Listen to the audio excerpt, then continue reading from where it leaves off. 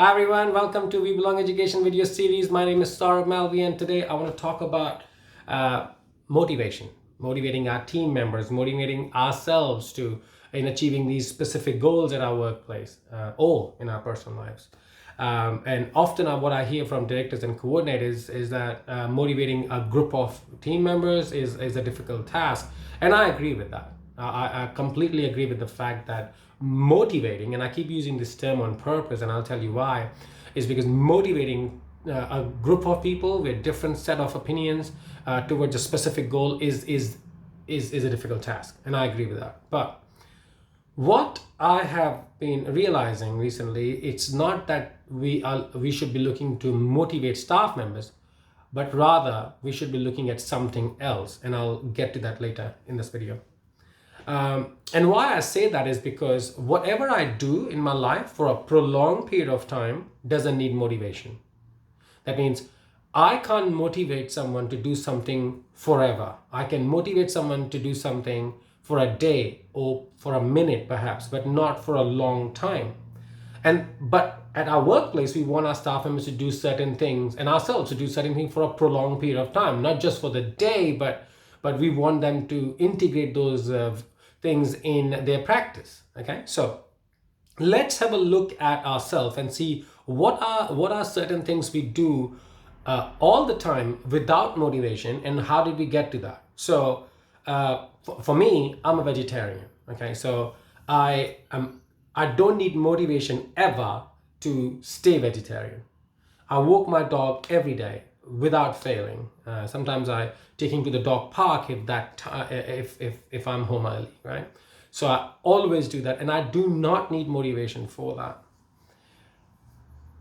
But I know that certain people would need motivation in terms of their diet. Okay, I need motivation every now and then for exercise. I have friends who would exercise without motivation. So when I ask them, hey, how do you get time to exercise, or 3 times a week or 4 times a week, or how do you get time to go for a run? And I don't even have time for that. And they would say, I just do it. And I often say to them as well, I just eat vegetarian food. I just do it.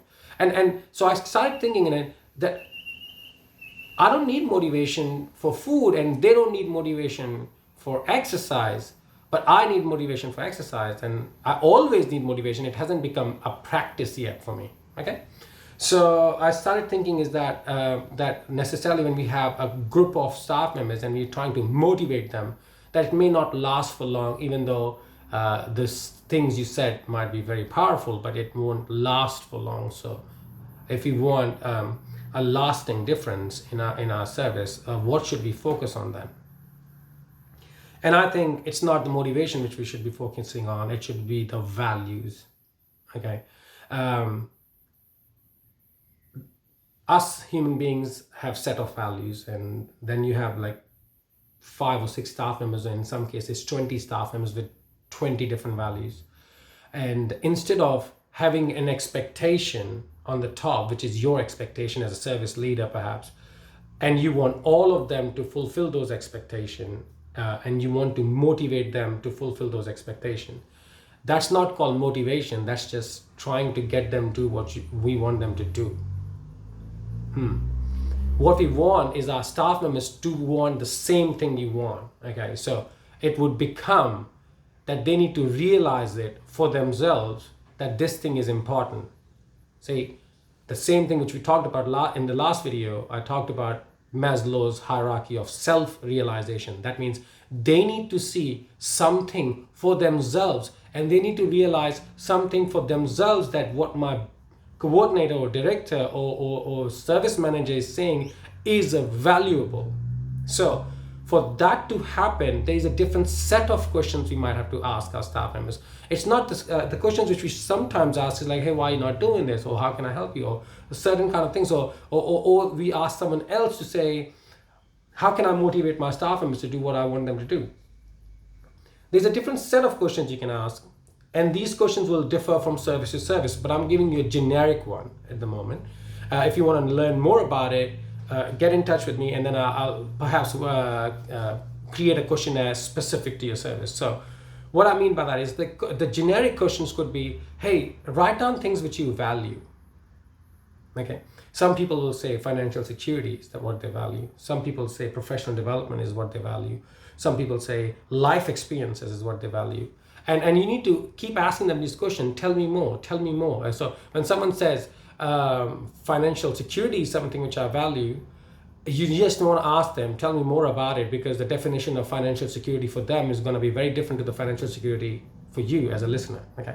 So once you've got this set of values, as a leader, what your role would be, that the expectation you already had, see how the expectation the values within those expectations can correlate with the values they've mentioned. So, for example, as if somebody said, I want to be financially stable, okay? And you say, look, my expectation is that I want my staff members to do these things. And you mentioned something about financial stability. Perhaps if you were to able to do that for me, do you see yourself becoming a permanent staff member for me? And perhaps that in that way, you and I both can fulfill each other's values.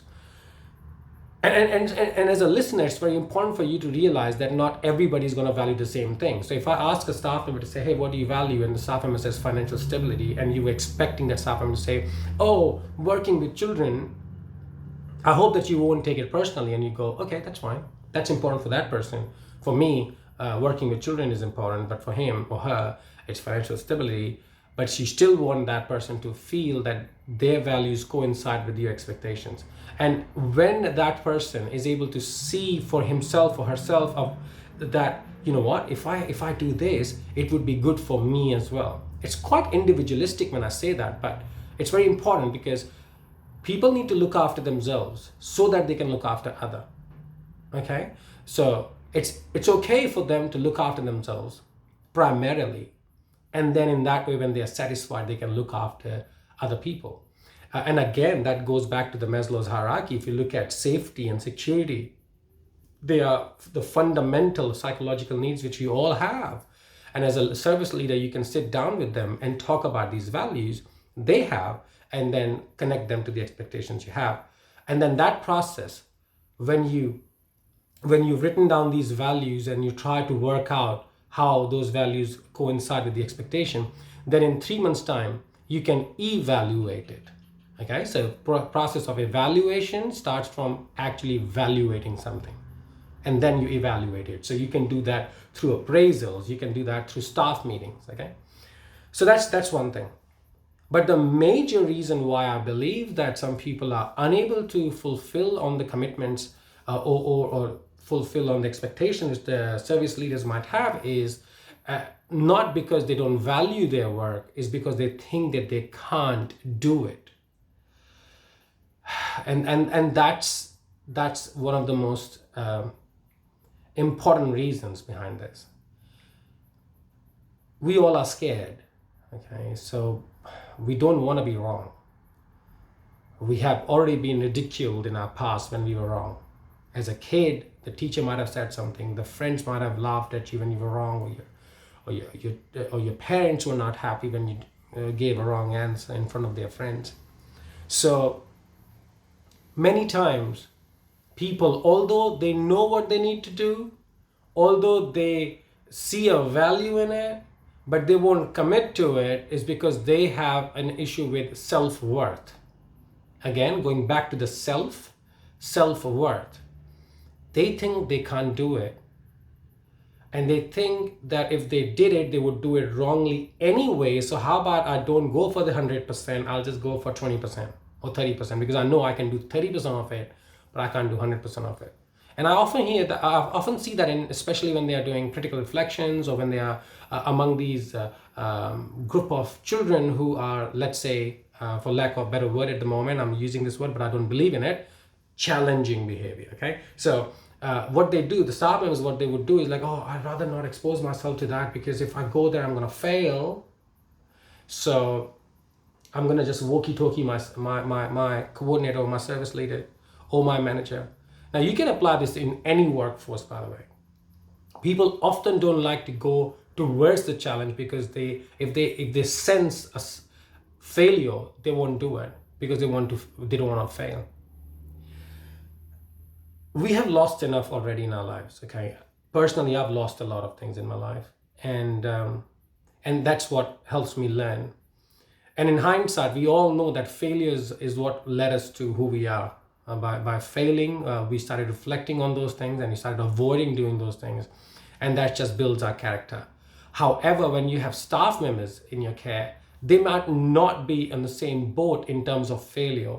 When they see failures, they may not necessarily consider them as an opportunity to develop, to progress.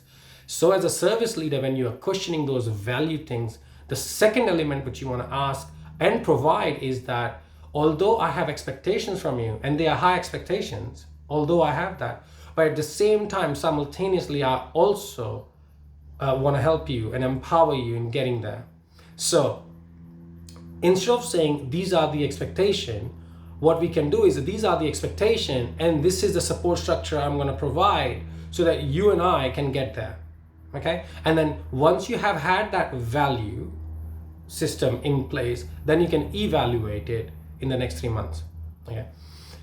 The second element, which is about avoiding failures, is quite crucial because often we get frustrated as service leaders when our staff members are not doing things what we want them to do.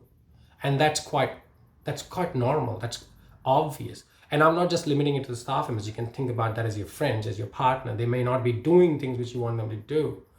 And when we get frustrated or sad, or for lack of better term, thwarted, like when our expectations are not being met, we get upset sometimes. And with that notion, if you approach a staff member, it's not going to be an empowering conversation. Okay. And therefore, I'm saying, as soon as you realize that there is a lack of motivation or a lack of enough action from your staff members to fulfill their expectation, your expectation, I'm saying take a step back and consider, is your staff member or are your staff members scared of failing? Or are your staff members not able to see a value for themselves at that workplace? The type of questions you will have then are going to be very different questions. And I think that in order to have an empowering workplace, a workplace where everybody is talking to each other, the recipient of your communication also has to work hard. That means your staff members should also approach you and say, I'm scared. I don't want to fail. Or when you say these things to me, this is what I hear. And for that, you need a communication culture at your workplace. So I hope that when you play this video, your staff members can watch this as well and then can approach you and say, these are my concerns. And because of these concerns, although I see a value in my work, I'm unable to perform to the best.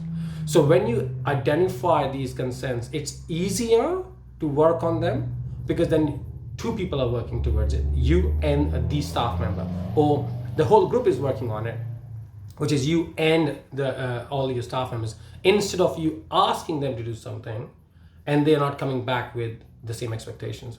So we need to work on our communication as well. And the topic on self-worth and communication, I will talk about it in my next few videos. But for the time being, I really want to get the focus away from motivation and something on valuing our work and valuing the self-worth. Last point, connecting back to the Maslow's hierarchy, a staff member or group of staff members or us ourselves, it has to be self-realization. They need to see for themselves that there is work, there is some sort of value in my work. And they will do it not just for that day, but forever. They will fail at it every now and then. And your job as a leader would be to remind them of their values. See, we get upset many times, right? We get sad, upset, and we have amazing friends who will come and will remind us of our values. That, hey, Saurubh, this is what you stand for. So you can go to your staff member and say, hey, Jeremy, remember we had a chat, or hey, Tyler, we had a chat about this, and I stand by you for your values, which can change as we grow, and that's fine. But in that way, every time there's a change in the value, you evaluate it 3 months from then. Okay, so I hope that message is helpful. Stay away from motivation. It can cause a lot of disappointment. Go towards valuing things so that both you and the team members can work on it, and deal with the fear of failures. I really hope that our staff members can, and the staff members can actually look back at us and think about us as people who helped them in creating a value system for their life, rather than I had a boss who just kept saying what he or she wanted. Okay, we all have lost enough. We all have failed enough in our life. Perhaps we need to share our failures with our team members so they realize that failing is a part of growing. And in that way, perhaps we can have a team which can fail together and therefore grow together. I hope this video was helpful. I would love to know your comments. Please let me know on topics which you would like me to cover next time. But till then, please look after yourself and have a wonderful day. Thank you.